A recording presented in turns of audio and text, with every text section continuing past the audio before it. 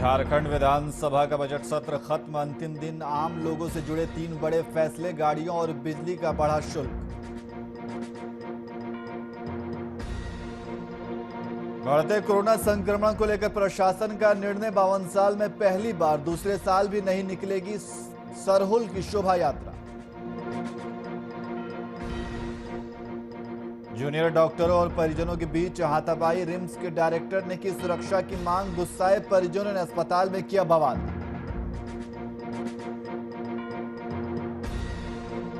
मुजफ्फरपुर में उत्पाद विभाग की जांच अभियान तेज, रेल जीआरपी टीम ने चलाया जांच अभियान, सघन चेकिंग अभियान को लेकर जांच तेज।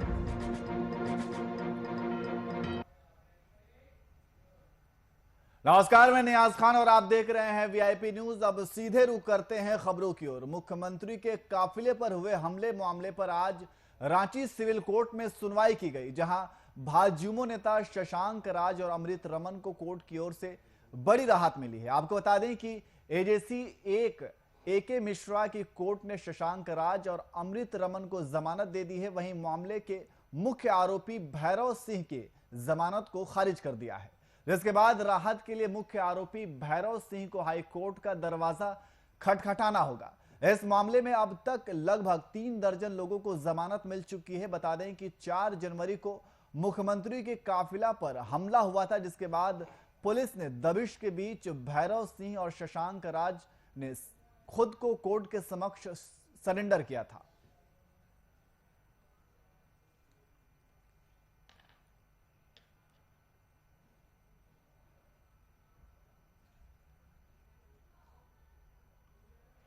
में अमृत रमन का बेल ग्रांट किया गया। इसी तरह बीपी संख्या 511 में शशांक राज को बेल ग्रांट किया गया, लेकिन बीपी संख्या 540 में भैरव सिंह का बेल रिजेक्ट किया गया। भैरव सिंह का रिजेक्ट होने के पीछे क्या कोर्ट ने माना है? क्योंकि इस मामले में जितने भी लोग आरोपी हैं लगभग सबको बेल मिल गया और मिल रहा भी है। भैरव सिंह इस केस का मुख्य रूप से आरोपी बनाया गया था।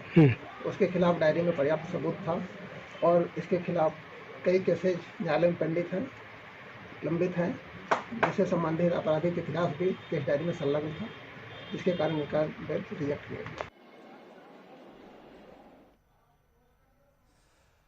और इसी खबर पर अधिक जानकारी के लिए हमारे संवाददाता शुभम हमारे साथ फोन लाइन पे मौजूद हैं। शुभम, मुख्यमंत्री के काफिले पर हुए हमले के मामले में सुनवाई की गई है, सुनवाई में क्या कुछ निकल के सामने आया?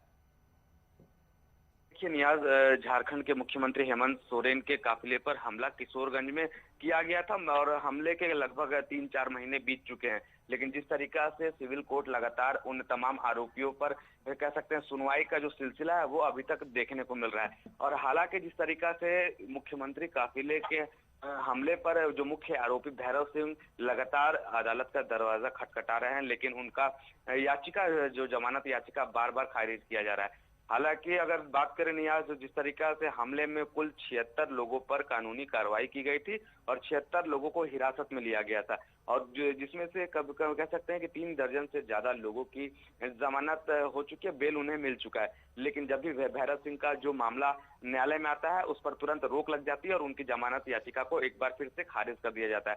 बहरहाल अब देखना यह होगा कि जिस तरीका से भैरव सिंह अब हाई कोर्ट का क्या दरवाजा खटखटाते हैं, क्योंकि मुख्यमंत्री झारखंड के मुखिया के कारकेड पर यह हमला हुआ था, तो कहीं ना कहीं ये कह सकते हैं एक बहुत बड़ा मामला है और इसमें अब कह सकते हैं कि भैरव सिंह को कोई उम्मीद फिलहाल सिविल कोर्ट की तरफ से नहीं दिखी जा रही है। जी विनोद, तो जिस तरीके से उनकी जमानत को खारिज कर दिया गया है, तो क्या लगता है कि अब वो भैरव सिंह हाईकोर्ट का दरवाजा खटखटा सकते हैं? की किरण जरूर बरकरार रहती है और लोग उम्मीद के ही नाते हाईकोर्ट का दरवाजा जरूर खटखटा, लेकिन जो उनसे उन्हें फटकार तो मिल चुकी है, तो ये उम्मीद वो कर रहे हैं कि जिस तरीका से कह सकते हैं कि लोगों को जमानत दिया जा चुका है। लेकिन सवाल यह है कि क्या भैरव सिंह, जो कि मुख्यमंत्री हेमंत सोरेन के काफिले के हमले में मुख्य आरोपी के तौर पर हैं, क्या उन्हें हाईकोर्ट से जमानत मिलेगी? हालांकि वो हाईकोर्ट जरूर जाएंगे, अब देखने वाली बात होगी कि हाईकोर्ट से उन्हें जमानत मिलती है या नहीं। जी बहुत बहुत शुक्रिया तमाम जानकारी के लिए।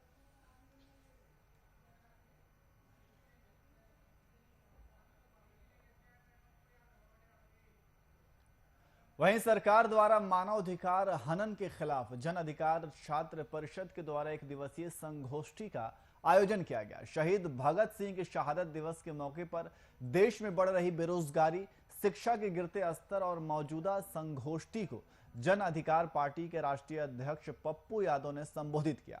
साथ ही राजद के विधानसभा घेराव के दौरान हुई हिंसा को लेकर पूर्व सांसद ने राजद और तेजस्वी तेज प्रताप पर निशाना साधा, जिसमें पूर्व सांसद पप्पू यादव ने कहा कि तेजस्वी तेज प्रताप के आने पर कार्यकर्ता उग्र हुए और पत्थरबाजी शुरू कर दी।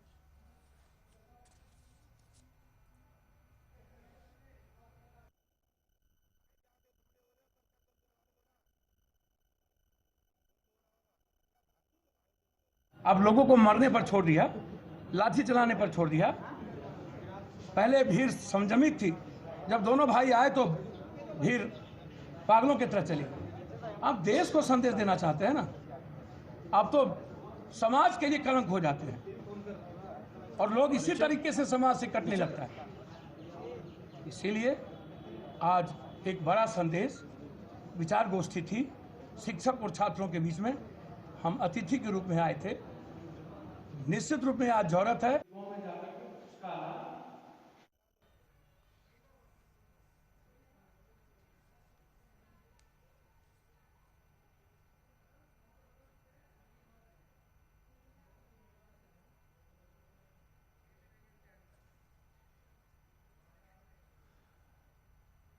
वहीं मुजफ्फरपुर में शराब को लेकर अब जिला उत्पाद विभाग ने जांच अभियान को तेज कर दिया है। आपको बता दें कि रेल जीआरपी टीम ने जांच अभियान चलाया है, जिस दौरान जिला उत्पाद टीम और जीआरपी के रेलवे स्टेशन पर इसे लेकर सघन जांच का अभियान चलाया है। इस दौरान ट्रेन के साथ यात्रियों के सामान और संदिग्ध परिस्थितियों में वस्तु को लेकर जांच की जा रही है।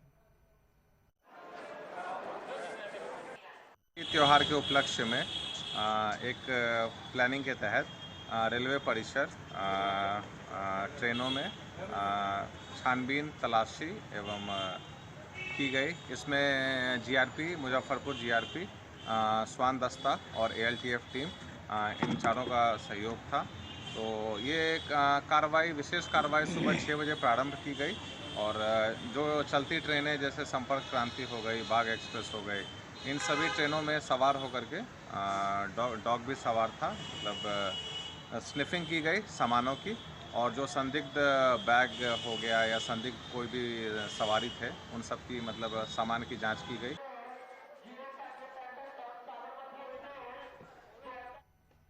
और इसी खबर पर अधिक जानकारी के लिए हमारे संवाददाता शिव शंकर झा हमारे साथ फोन लाइन पे मौजूद है। शंकर, रेल जीआरपी टीम ने जांच अभियान चलाया है, तो इस अभियान में क्या कुछ निकला है?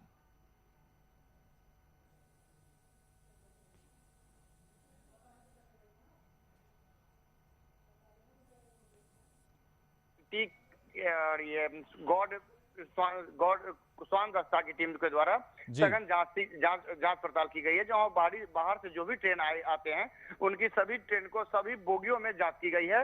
जांच उपरांत लोगों के बीच ये संदेश देना चाहते हैं एक्साइज उत्पाद विभाग के निरीक्षक अभिनव कुमार द्वारा ये संदेश देना चाह रहे हैं कि बाहर से कोई भी शराब वगैरह कोई भी इस तरह के सामान ना लाएं। लाने पर, पकड़े जाने पर उनकी काफी दिनों तक बेल नहीं होगी। जी, तो क्या ये जांच अभियान आगे भी जारी रहेगी? जी, अभी से लगातार होली के 10 दिन बाद तक ये अभियान हमेशा जारी रहेगी। दोनों संयुक्त टीम और ये स्वान दस्ता की टीम के साथ लगातार ये जारी रहेगी। जी, बहुत बहुत शुक्रिया तमाम जानकारी के लिए।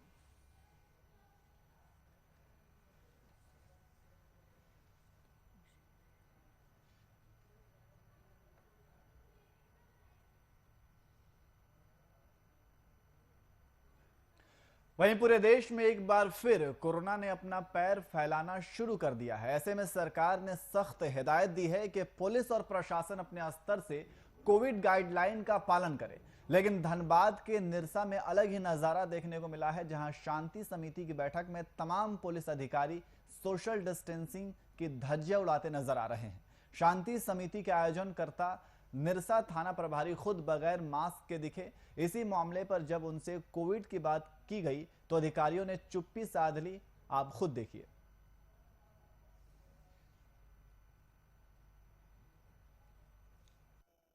सभी जनता से अपील है कि सभी लोग मिलजुल करके सांप्रदायिक सौहार्द के साथ हम शांतिपूर्ण होली मनाएं। अगर कोई हुड़दंग करते पाया जाएगा तो उस पर पुलिस एवं प्रशासन की तरफ से कड़ी कानूनी कार्रवाई की जाएगी। सबसे पहला दिशा निर्देश तो यही दिया गया कि जो भी सरकार का दिशा निर्देश हम लोग को प्राप्त होगा होली से उस सबको हम लोग आपके साथ तुरंत शेयर करेंगे और समाज में उसको आप तुरंत तेजी से बताने का कोशिश करेंगे शांति समिति के मेंबर, ताकि सरकार के दिए गए दिशा निर्देश के अनुरूप हम लोग।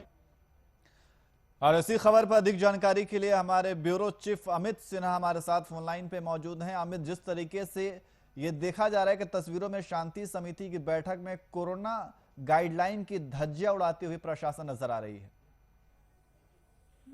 देखिए नियाज, झारखंड सरकार के स्तर से पहले ये नोटिस जारी किया गया था कि तमाम जो भी अधिकारी और पदाधिकारी हैं, वो ना सिर्फ होली बल्कि कोविड का जो फिर से दायरा बढ़ रहा है और कोरोना महामारी फिर से एक बार जो है तेजी से बढ़ रही है, लोगों को अपने आक्रोश में ले रही है। तो ऐसे में तमाम सरकारी अधिकारी और कर्मचारी को ये निर्देश दिया गया था कि वो अपने स्तर से ये सुनिश्चित कराएंगे कि कोविड ना बढ़े और उसको लेकर लोग सोशल डिस्टेंसिंग और मास्क यूज करेंगे।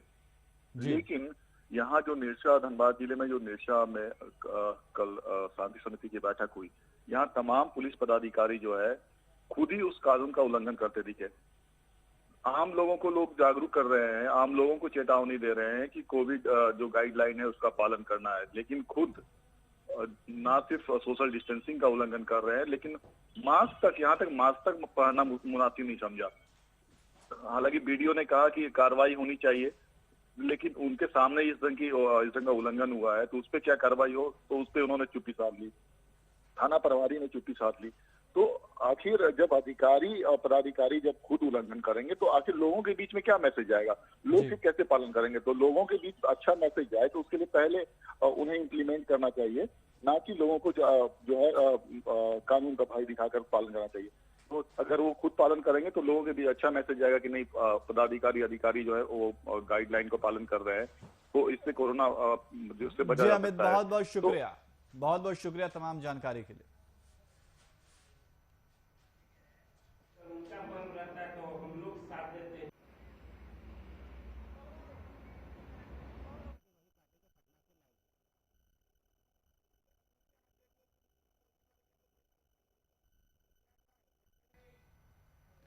कल आरजेडी और पुलिस के बीच झड़प हुई और इसी झड़प को लेकर के आरजेडी प्रेस कॉन्फ्रेंस कर रही, आइए आपको दिखाते हैं।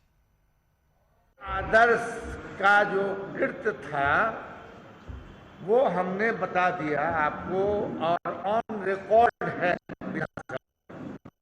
और फिर हमने कहा कि 1985 में वही नीतीश कुमार जी 40 घंटे के धरना पर बैठे थे, 2006 में हम लोग बैठे थे इनके खिलाफ, मगर कभी विधायकों के साथ ऐसा मतलब हुआ नहीं।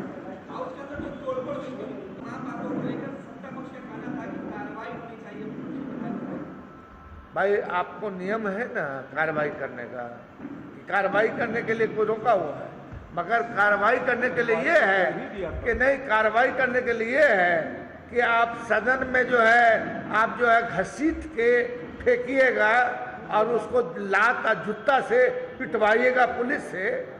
तो अब आज आप खुश हो रहे हैं कि साहब हम इनको पिटवा रहे हैं फलाने से। हम तो नहीं चाहते हैं कि कल आपको कोई पीटे।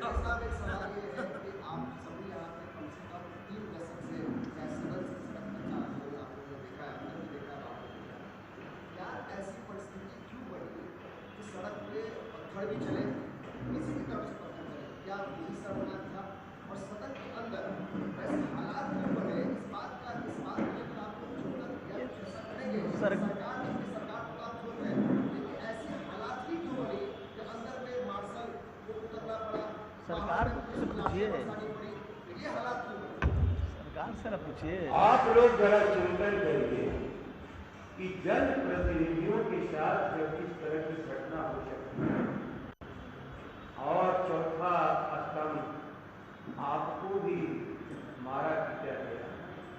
एक ही खतरा जो है हम लोग के सामने जो हम लोग व्यक्त कर रहे हैं, आम जन इस बिहार में अब सुरक्षित नहीं है और आम जन की सुरक्षा के लिए लोगों ने कल लाठी खाई है, चोट सहा है, क्योंकि हम गारंटर हैं आम जनता के कि आपके उनके संवैधानिक अधिकारों का हनन नहीं करने देंगे। याद रखिए, जो श्रीमान जी कह रहे हैं कि ज्ञान नहीं था, पढ़े लिखे लोग नहीं थे या पढ़ना लिखना उन्होंने नहीं किया, उनसे एक सवाल का वो जवाब दे, क्यों है बिहार विधानसभा की सेलेक्ट कमेटी? याद रखिए, सेलेक्ट कमेटी होती है जहां सदन के सभी प्रतिनिधि के रूप में कोई न हाथ करके रहते हैं और वहां पर पक्ष विपक्ष नहीं होता, वहां केवल सभी लोग एक राय बनाते हैं। कौन सा पहाड़ टूट रहा था? एक राय बनाने के लिए सेलेक्ट कमेटी क्यों नहीं बुलाई जा सकती? कर्पूरी ठाकुर जी का उदाहरण आपके सामने है। और कितनी झूठी बात, जब आप कह रहे हो कानून था, तो हम केवल इसमें नाम बदल रहे हैं। एक ही बात बार बार मुख्यमंत्री ने यदि एक नाम केवल बदला तो संशोधन के द्वारा हो सकता था। जांच क्या होना चाहिए? सब कुछ स्पष्ट है कि जांच में फंसाना चाहता है, सब कुछ जांच में फंसाना चाहता है। जांच करें, यहाँ पर आइए, जांच क्या करना है? कलंकी बिहार मामला उन्होंने किया है और हम लोग बिहार की 13 करोड़ आबादी के मान मर्यादा की रक्षा के लिए कल सड़क से लेकर सदन तक लड़ रहे थे। दोनों में फर्क लीजिए, आपकी रक्षा कौन करेगा? हम तो आपके लिए भी पीटे गए हैं, आम जन के लिए पीटे गए हैं, अनाथ की तरह सड़क पर रहने वाले, झोपड़ी में रहने वाले बिहार के नागरिकों ने पीटे गए हैं। उन्मादियों का ये हरकत था और उन्मादियों की हरकत के खिलाफ जयप्रकाश जी के आंदोलन से हम लोग सीख लिए हैं।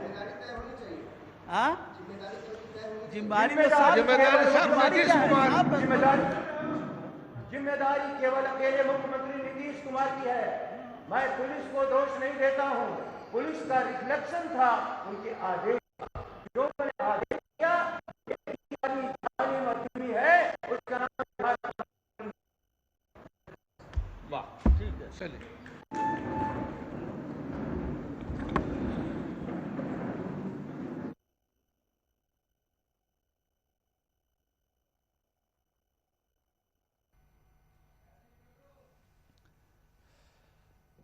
तो पुलिस और आरजेडी के बीच झड़प को लेकर के प्रेस कॉन्फ्रेंस चल रहा है और इसके साथ साथ प्रेस कॉन्फ्रेंस में यह कहा गया कि जनप्रतिनिधियों के साथ इस तरह की घटना निंदनीय है। आप तस्वीरों में देख सकते हैं कि किस तरीके से पुलिस और आरजेडी के बीच झड़प हुई थी और इस झड़प को लेकर के आज आरजेडी की तरफ से प्रेस कॉन्फ्रेंस की जा रही है, जिसमें जनप्रतिनिधियों के साथ इस तरह की घटना को निंदनीय कहा गया और ये भी कहा कि वैधानिक अधिकारों का ये हनन है और इस घटना के जिम्मेदार नीतीश कुमार को माना गया है।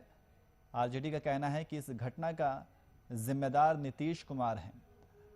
तो आरजेडी प्रेस कॉन्फ्रेंस कर रही है। आप तस्वीरों में देख सकते हैं किस तरीके से आरजेडी और पुलिस के बीच झड़प हुई है। पत्थरबाजी और लाठी डंडे भी चले हैं।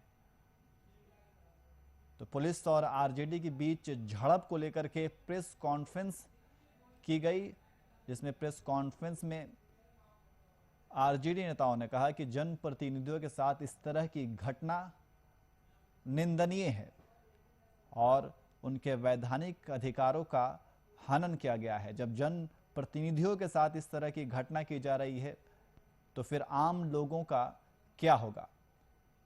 तो ऐसे तमाम सवाल खड़े किए हैं आरजेडी नेताओं ने और वैधानिक अधिकारों का हनन भी बताया है और इस पूरे घटना के जिम्मेदार नीतीश कुमार को ठहराया गया आरजेडी के द्वारा। तो पुलिस और आरजेडी के बीच झड़प को लेकर के आप तस्वीरों में देख सकते हैं कि किस तरीके से पुलिस और जनप्रतिनिधियों के बीच झड़प हो रही है और उसी को लेकर के आज प्रेस कॉन्फ्रेंस की जा रही है और प्रेस कॉन्फ्रेंस में इस पूरे मामले को, जिस तरीके से जनप्रतिनिधियों के ऊपर हमला किया गया, उसको लेकर के आरजेडी नीतीश सरकार पर हमलावर है और प्रेस कॉन्फ्रेंस कर इस घटना को निंदनीय बताया है और इसके साथ साथ ये भी कहा है कि इस तरह की घटना वैधानिक अधिकारों का हनन है।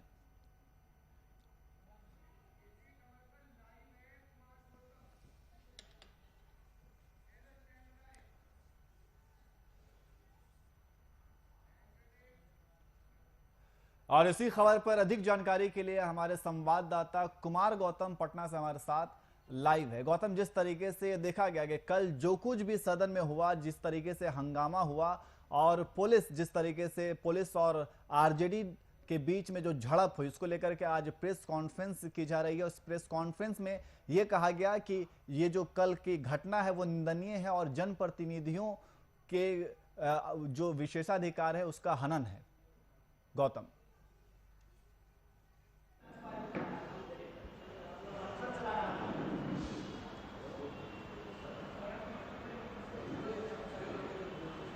बिल्कुल नियाज, देखिए जिस तरीके से विशेषाधिकार का हनन हुआ और तमाम आरजेडी के जो नेता कार्यकर्ता थे इस वक्त मौजूद थे प्रदेश अध्यक्ष जगदानंद प्रसाद सिंह के नेतृत्व में, और उन्होंने साफ तौर पे कहा कि 500 से ज़्यादा जो कार्यकर्ता हैं वो उस हमले का शिकार हुए हैं और 500 से ज़्यादा कार्यकर्ता जहां तहां इलाज करा रहे हैं। हालांकि कुछ कार्यकर्ताओं को लाया गया था यहाँ पर, उसमें किसान प्रकोष्ठ के जो अध्यक्ष हैं उनको भी लाया गया जिनको चोटें लगी है।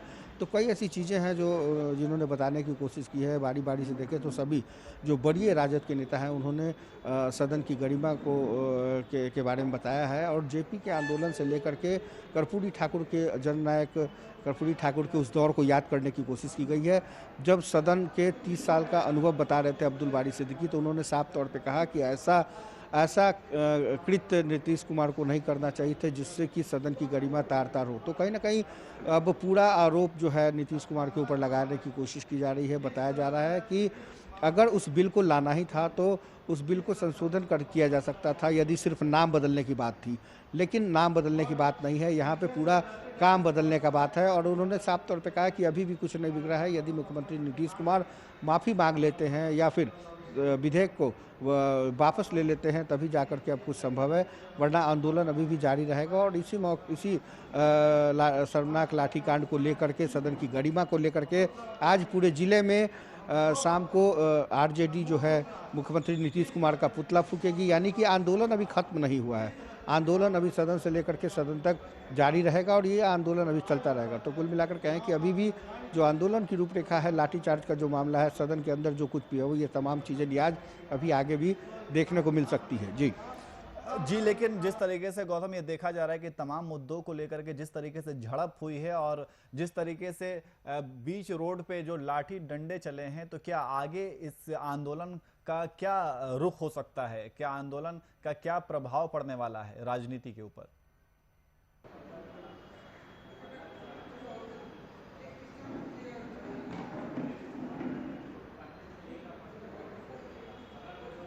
और देखिए यहाँ साफ तौर पे आरजेडी ने मुख्यमंत्री नीतीश कुमार के ऊपर पहले हमला बोला है, स्पीकर के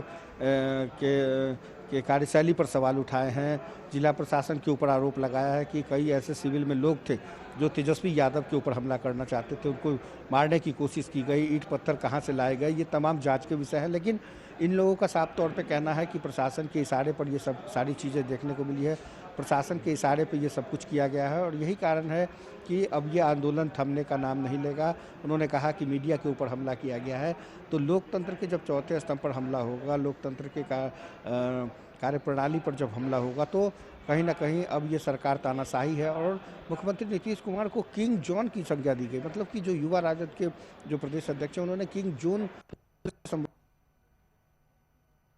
कर रहे हैं। इसी तरीके से बिहार की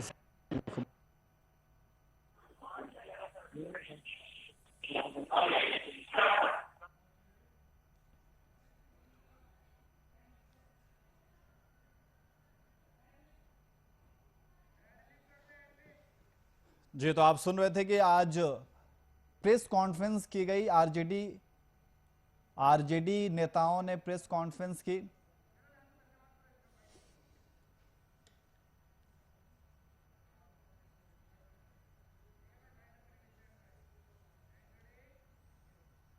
तो फिलहाल बुलेटिन में इतना ही। देश और दुनिया की तमाम खबरों के लिए देखते रहिए वीआईपी न्यूज। नमस्कार।